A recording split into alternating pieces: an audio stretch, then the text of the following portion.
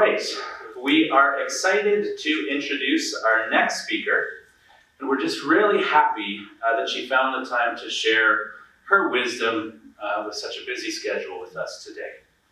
She immigrated to Canada in 1995, and like many of the people in this room, she ran into the same barriers that many immigrants face to this day, a Byzantine process. After hundreds of unsuccessful job applications and working that typical minimum wage job, she finally succeeded in her journey and eventually joined the government of British Columbia. Our keynote speaker has served in frontline child welfare positions before moving into senior policy and management roles. Sobhana Jaya-Madhavan has been a champion for public service, working with the BC government for nearly 2 decades. And during her service, she's gotten nominated for the BC Medal of Good Citizenship. And after working in India as a global head of HR, she returned to BC and joined SFU in 2017. Her inclusive leadership and contributions have received international recognition. She received the Global Inclusion Champion Award from the National Federation of Blind Maharashtra, or NFBM, in 2022. And prior to that, she was awarded with the Women of the Decade Education Award, an iconic Women Award by the Women's Economic Forum. Always looking to build bridges between people and ideas, Sobhana Jaya-Madhavan does extensive public speaking, moderates dialogues internationally, and continues to be in love with volunteering. And that's beautiful. A love of volunteering. That's what we're trying to build in Mosaic. What an honor it is to have us with us today, ladies and gentlemen. Please welcome, for her keynote address, the Associate Vice President of External Relations at Simon Fraser University, Ms. Sobhana Jaya-Madhavan. Thank you so much. That was very kind.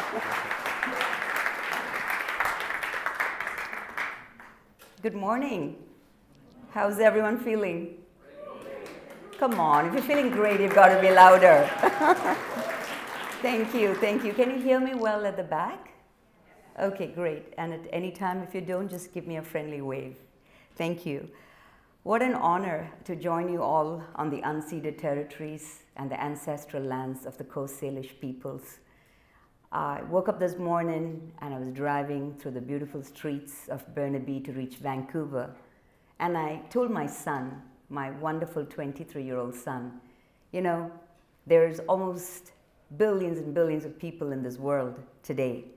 And I got to be the one who has the privilege to stand before a large group of people who will resonate probably with my story because it's their story too.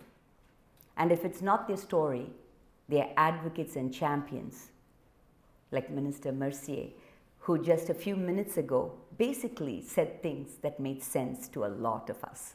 So if you agreed with what the minister just said, give him another round of applause, please.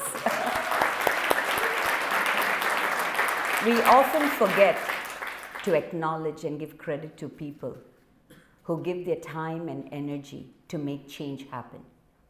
Whether you're a politician, whether you're a mother, whether you're a doctor, whether you're a janitor, each of us are contributing every single day to either make the world we live in, a better place or not.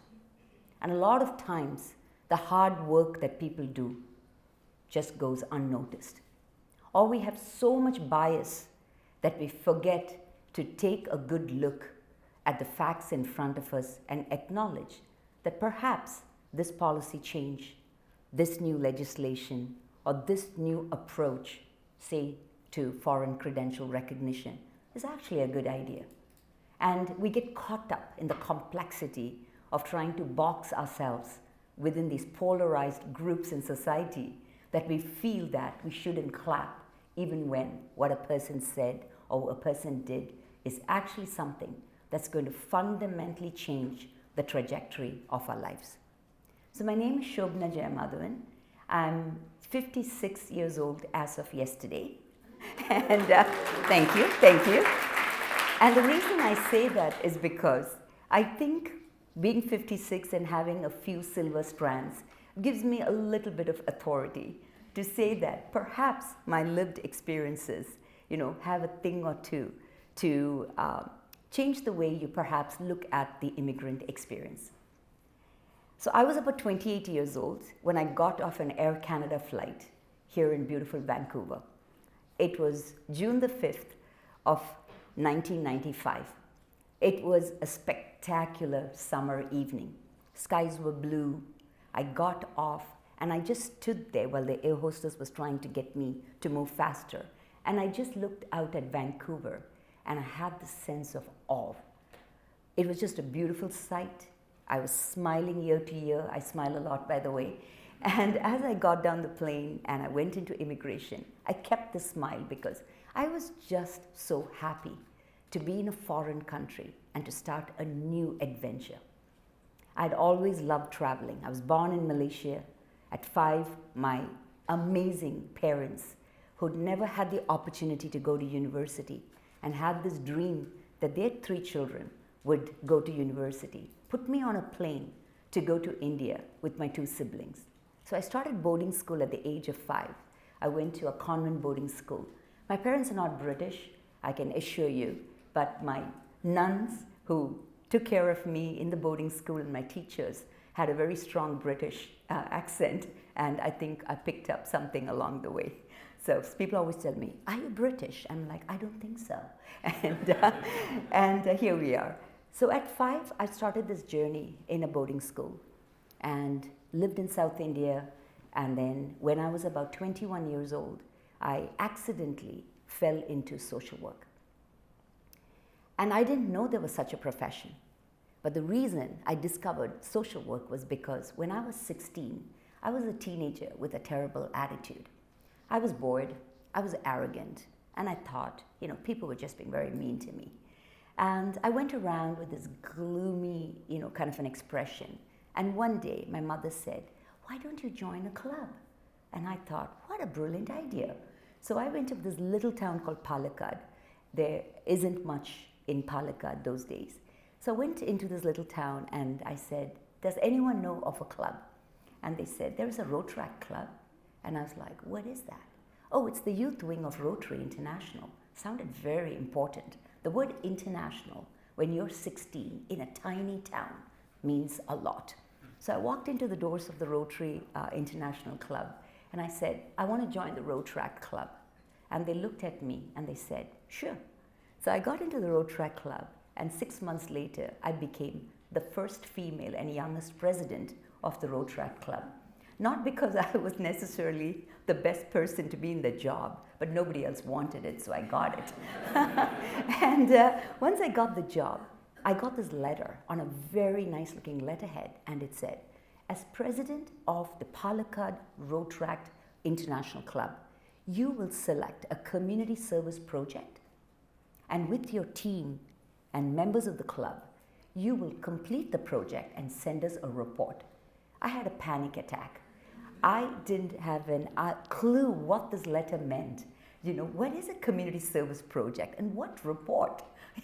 I could barely write an essay. So I talked to a few people and they said, "Well, there is this auntie in town and her name is Hema Balakrishnan, and she runs an orphanage for orphan boys, all under the age of 18.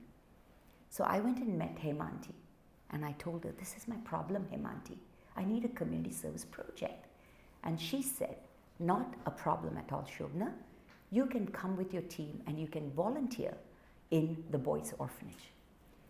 Coming from a very privileged background, never having an issue of being hungry, not having clothes to wear, not having a shoes or jewelry or snacks or movies or pocket money, I had no idea what I was walking into when I walked into that orphanage. Children as young as 3, children as old as 16, sat there with very, very sad eyes, looking for someone to come and engage with them. Within a few days, I realized this is my calling in life. I need to get into a profession where giving is the norm. I have to get into a profession where working with somebody to fundamentally change the trajectory of their life is what's expected. I want to get into a profession where I get paid for believing that it's only a high tide that can raise all boats. I did not know there was a profession called social work. It was just by accident I came across it, and thank God I did. I joined my master's program in social work in 1989 in Mumbai, the Tata Institute of Social Sciences, got my MSW degree and graduated, moved back to Malaysia, worked in Southeast Asia for a couple of years, traveled to all the beautiful countries in Southeast Asia, Singapore, Malaysia, Thailand, Indonesia, and then wanderlust took the better of me and I arrived in Canada. But I believed with a master's degree in social work, some level of international experience, and having not too bad of an capability to speak English, it shouldn't be hard for someone like me to find a job in Vancouver. But I was more than shocked when, after sending hundreds and hundreds of job applications, not only did I not get an interview, I did not get one single rejection letter. I would have appreciated if one employer sent me a rejection letter and said, "Hey Sobhana, cool name, cool resume, but we don't have a job that's suitable for you because you don't have Canadian experience. Come back to us in a year." I would have appreciated that letter. I would perhaps have framed it up because that was the only letter I got in response to hundreds of applications. So what was my first job? No surprise, a volunteer. I walked into a settlement agency like Mosaic in Coquitlam, told them about my story, and they said, "Well, that's the story of most immigrants here, Sobhana, but we can help you. We can help you adapt your resume to a Canadian audience, and we can help you find your first Canadian volunteer job." I said, "Fine, let's do it." So a seniors home in Coquitlam, the recreation department needed an assistant, and I got that position. The power of one is the theme of my talk today. I want to start with Darlene. She was a recreation manager at this seniors home near Como Lake in Coquitlam. When she looked at me and she talked to me, she just realized one thing.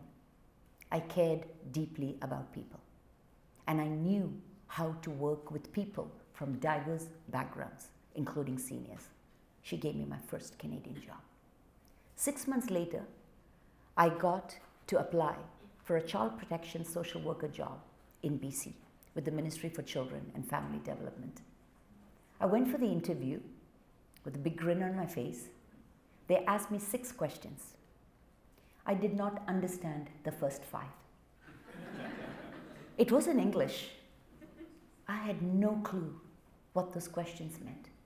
The questions were framed and would make sense only for someone who was educated and did a social work or a social sciences degree here in Canada. I had no idea what the terminology meant or what the context was for that question. But being who I am, a person who never gives up easily, I took a few words, I speculated what that question perhaps was all about, and I started with this classic Sobhana's first sentence when you have no idea what people are talking about, which was, "That's a very interesting question." But given that I'm a new immigrant, I've just been here for a few days, perhaps you'd be fine with me telling you what happened when I worked in the slums of Mumbai. Or what happened when I worked with a research organization that fought for the rights of consumers in Penang, Malaysia. And then I went off on this rant for the next 7-8 minutes. You could see from the expression on the faces of the panel, 3 members, 3 wonderful women, they had no idea what I was talking about. So, in a way, we were equals. I didn't understand their question, they didn't understand my answer. I mean, what better way to feel equal in a very intimidating situation? The 5 questions were a disaster. I didn't give up. I couldn't give up because my bank balance was running low.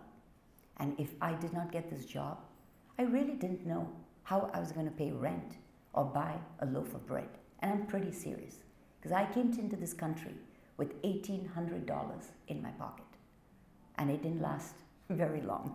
So I needed this job really, really desperately.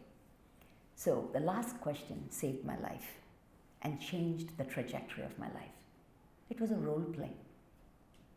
Ruth Johansson, the chair of the panel, gave me a situation. She said, imagine, Sobhana, you're a child protection social worker. You're knocking on the door of a woman who is suffering from addictions, has a serious challenge raising her children. They live in poverty and they do not want to see you. Your job is to get in there and sit in her living room and talk to her about the concerns we have about the way she's raising her children. I got into action. I did what I'm very good at in being a social worker. I spoke from my heart. I was empathetic. I was confident. I was strategic. I was patient. Ruth Johansson melted like a marshmallow. And then as the role play went along, she started to smile. And then in the last minute of the role play, she said, oh, well, you might as well come into my kitchen and talk to me about your concerns. Yes. That was the moment where my life as an immigrant in Canada changed. And you may say, didn't you just say, Sobhana, you bombed the first 5 questions? So how did this role play change your life? That's worth making a movie on. I failed the interview. I actually failed the interview. But they gave me the job based on the one role play. I got an offer letter. It said, December 5th, 1995, 8:30 a.m., show up at the MCFD office in Guildford behind McDonald's. I went there with my wonderful new coat bought from Salvation Army because I couldn't afford a coat from anywhere else. My shoes were new. I walked in through the doors and Ruth Johansson was waiting for me. She hugged me, gave me my orientation package and said, we have a number of social workers on stress leave, Sobhana. I don't have time to give you a full orientation. Take your package, read it. 1 o'clock this afternoon, you're going to be the intake worker. Good luck. 2 years later, I got Ruth's job as a team leader in that same office. Thank you, thank you. Ruth told me, Sobhana, you failed the interview.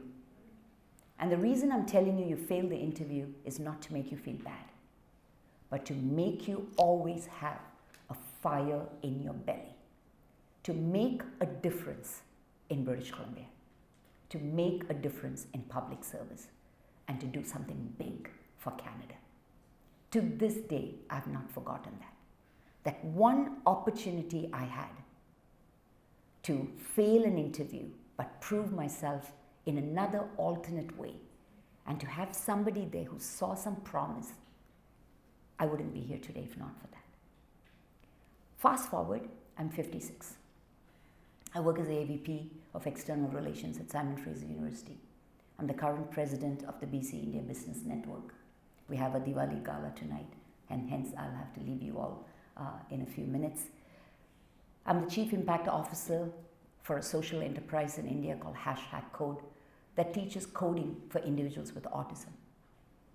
I'm a special advisor to National Federation of Blind in Mumbai, where my friend Sakina Bedi, who was born blind, changes the lives of hundreds of blind girls from the slums of Maharashtra and sends them to university.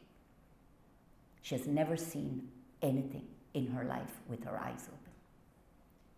The reason I say this is not because titles are important, because my two favorite jobs at 56 continue to be mother and volunteer.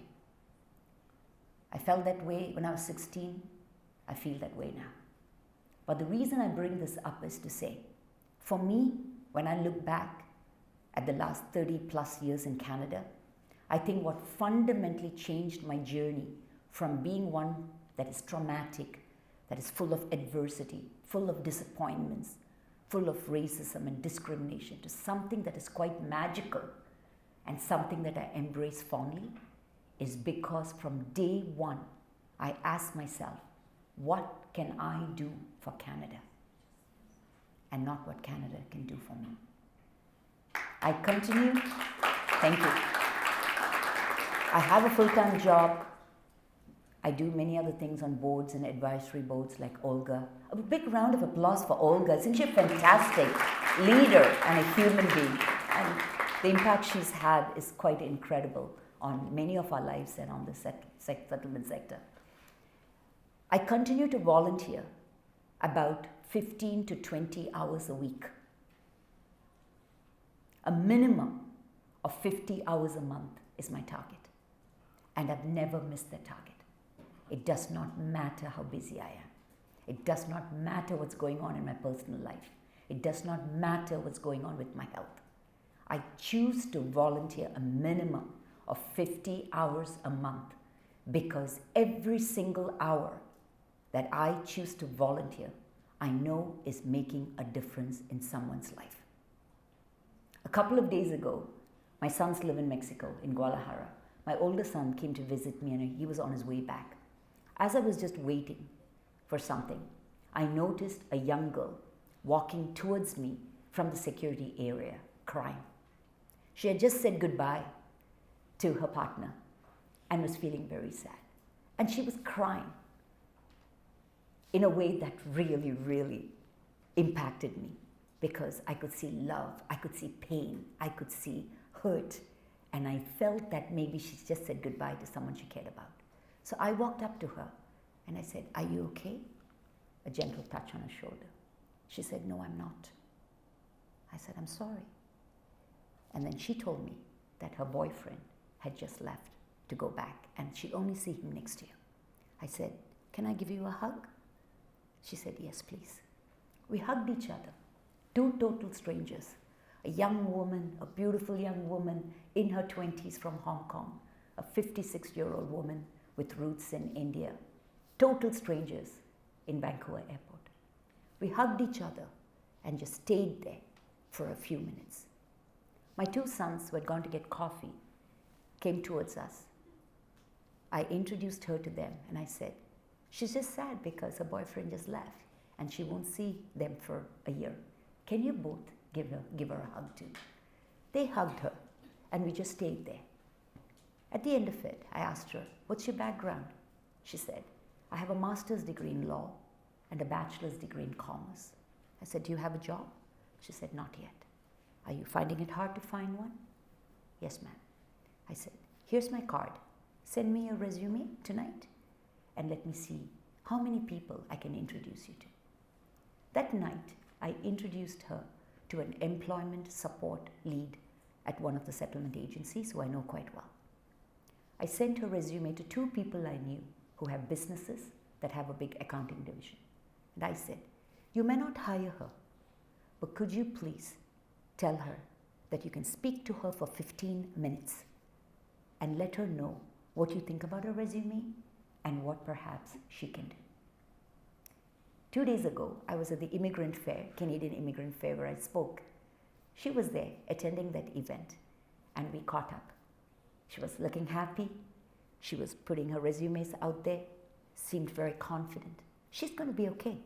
She's going to get the job that she wants. And one day, she's going to be the head of a finance department. Today, I, one individual. What is my power to change someone's life? And when I can, why wouldn't I? What stops us from being the best versions of ourselves? What do we lose by giving up watching one movie on Netflix and making 10 phone calls to ask people how they're doing. Taking them out for coffee and talking to them about some basic skills they could perhaps, enhance that could make the immigrant experience better. But taking someone's resume and sending it to an organization that you know and say, I met this amazing person. Do you have a volunteer opportunity? They're desperate for their first Canadian work experience, and you could be the one that gives them that.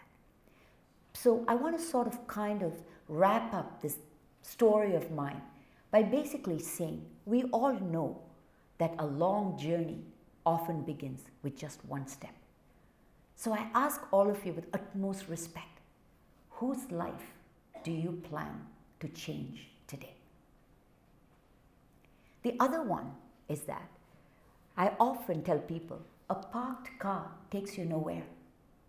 All the dreaming, all the imagining, all the wanting is like sitting in a parked car that's going to take you nowhere. We need to plan, we need to execute, we need to evaluate, and we need to figure out a way how to make this dream a reality. And then step up the game.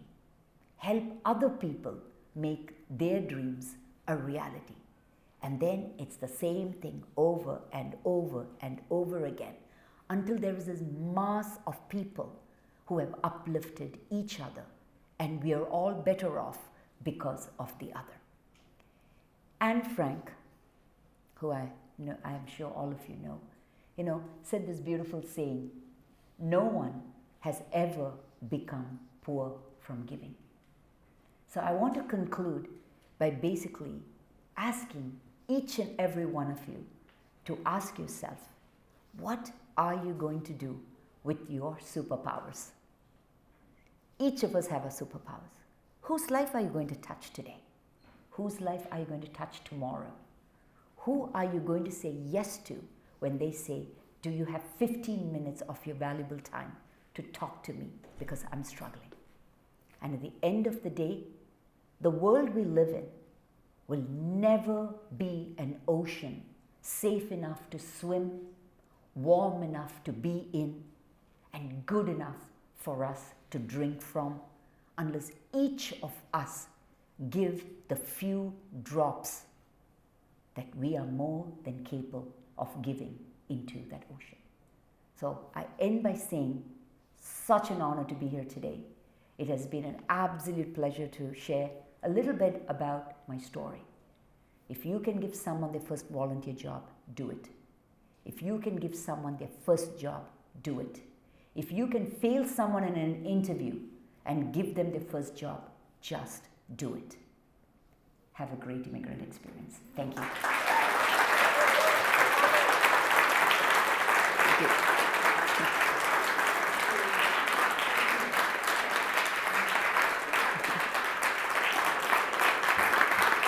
Thank you so much.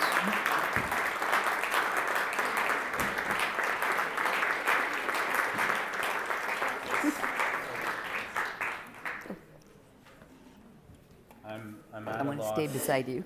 Yes, I'm at a loss for words. That was, I think the word that you used was magical, and I think that you have connected with everyone in this audience and inspired us to go out there and to try and touch the lives of others, and that's such an important message. Thank you so much. Thank you.